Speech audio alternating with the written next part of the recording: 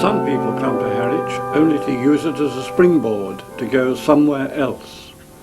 But by doing this, they lose a great chance to visit a seaport town which retains historic buildings and many memories of bygone ages, quite apart from seeing a modern sea transport system hard at work. In the last century, the Halfpenny Pier was the landing stage for the paddle steamers, which sailed across the inhospitable North Sea to and from the continent.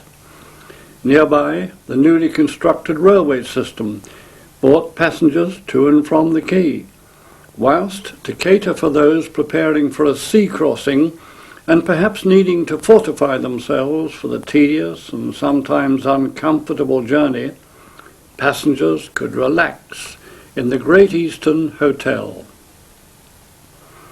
When Parkston Quay was built a short way up the River Stour from Harwich, the sea and railway traffic deserted the hotel, which still, however, occupies a major part in the Harwich scene, but now as a block of flats.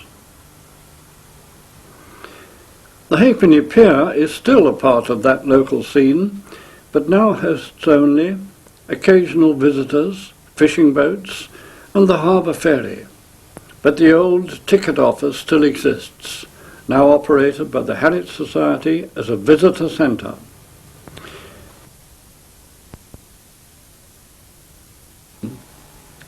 The harbour has always offered a safe haven to mariners, and the tall spire of St Nicholas Church has often been the first local and welcome landmark. The seafarers looked out for it as they struggled to master the channels and sandbanks and the notorious weather of the North Sea. The church, with its galleries and its slender cast-iron columns, was consecrated in 1822 and replaced an earlier building which had become unsafe.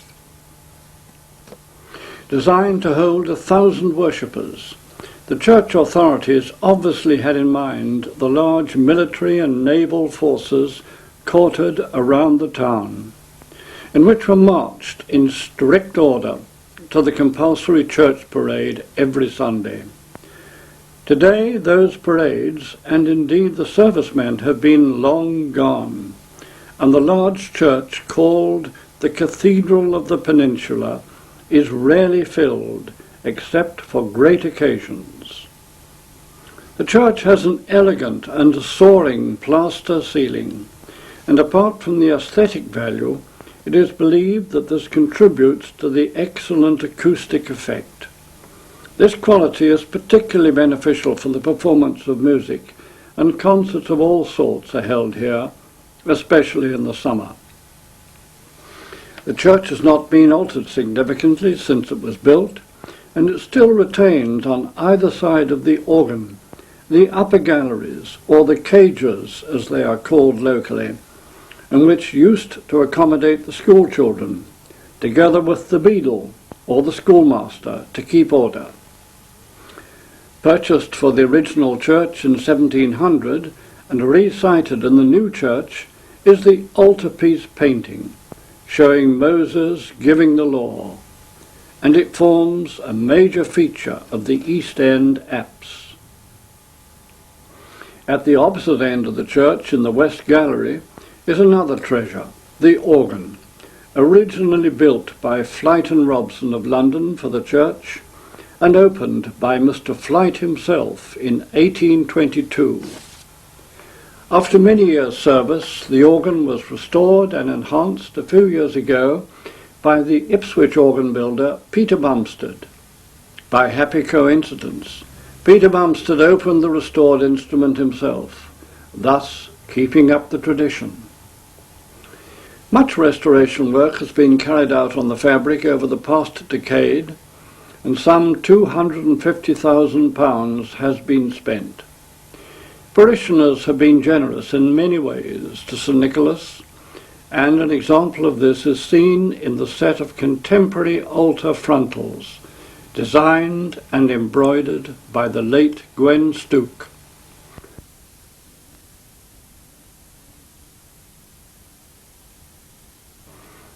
Listen to the organ as Christopher Durnley plays the music of J.S. Bach, whilst the camera takes you on a guided tour of this great church.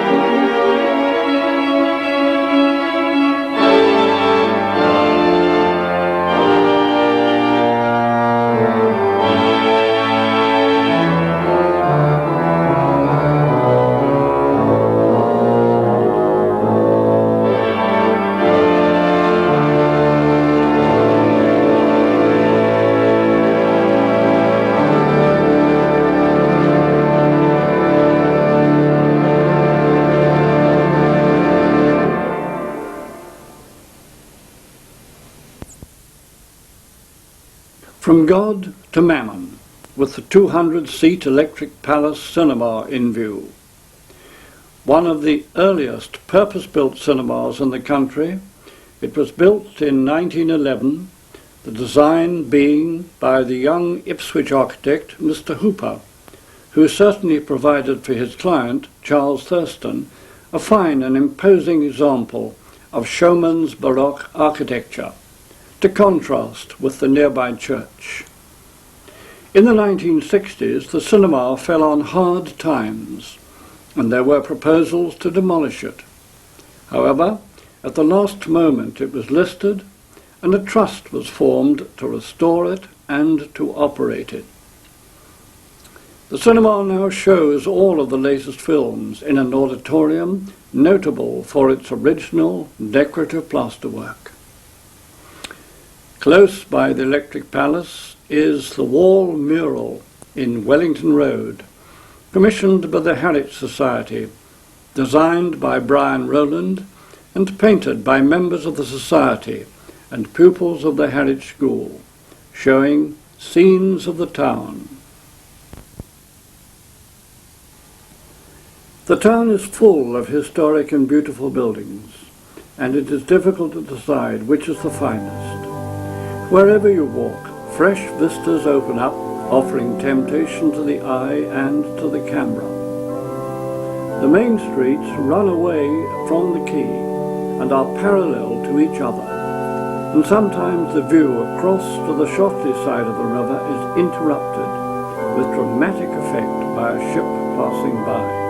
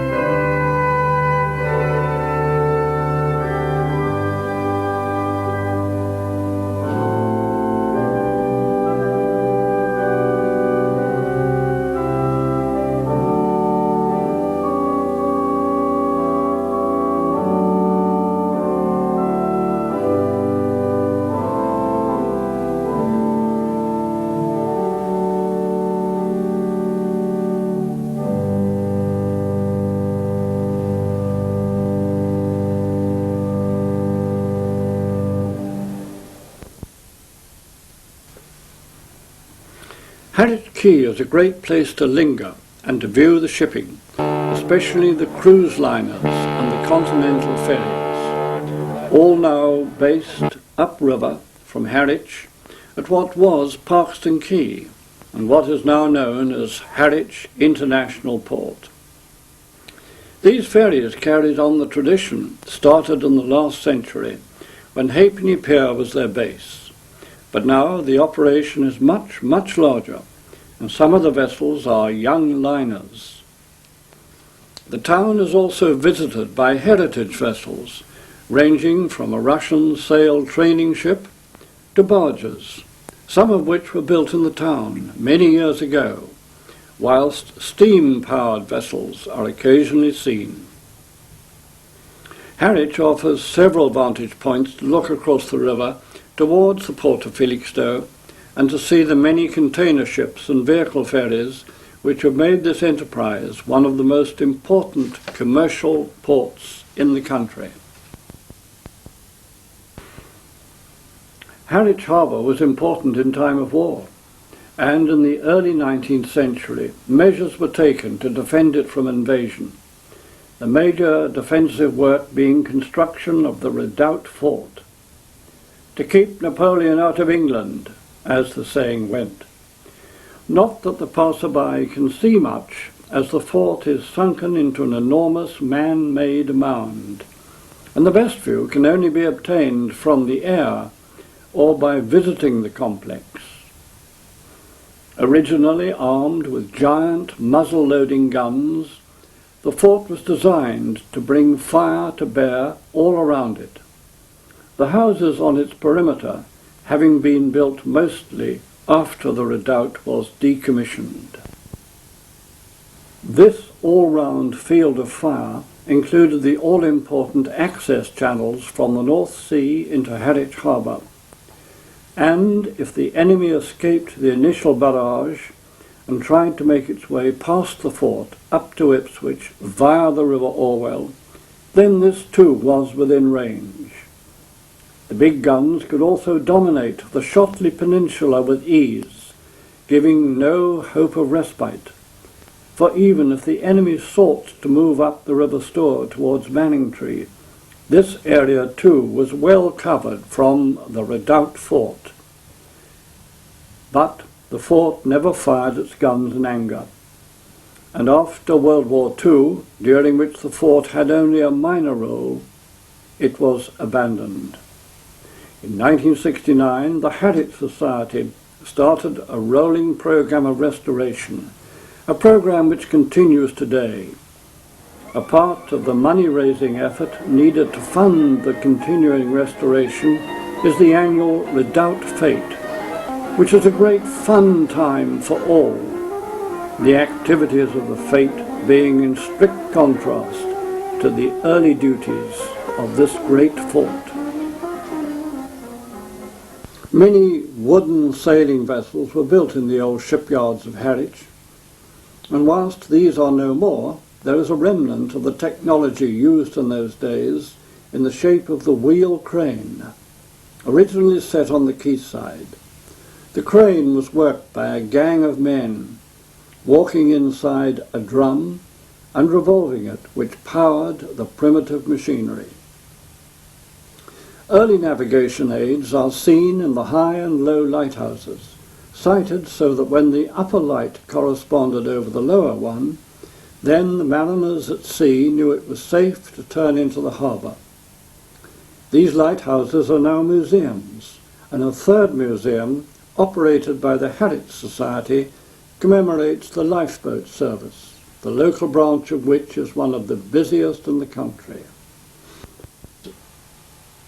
Another vital service for the seamen is provided by Trinity House, and by the quay they have a large base dedicated to the repair and maintenance of navigation aids, especially the homely buoy.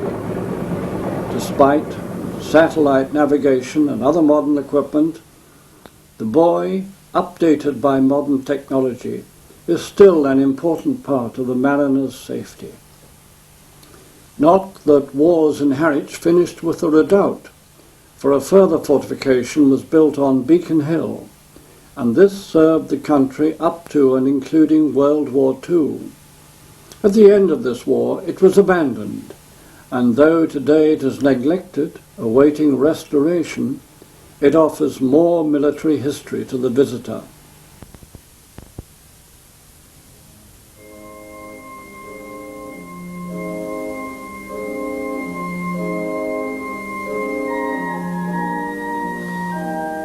These examples of this seaport are necessarily brief, but perhaps they will remind you of a happy day out, or even tempt you to come here. Many years ago, Queen Elizabeth I did just that, and upon leaving, addressed the inhabitants about their town, saying that Harwich was a pretty town, and wants nothing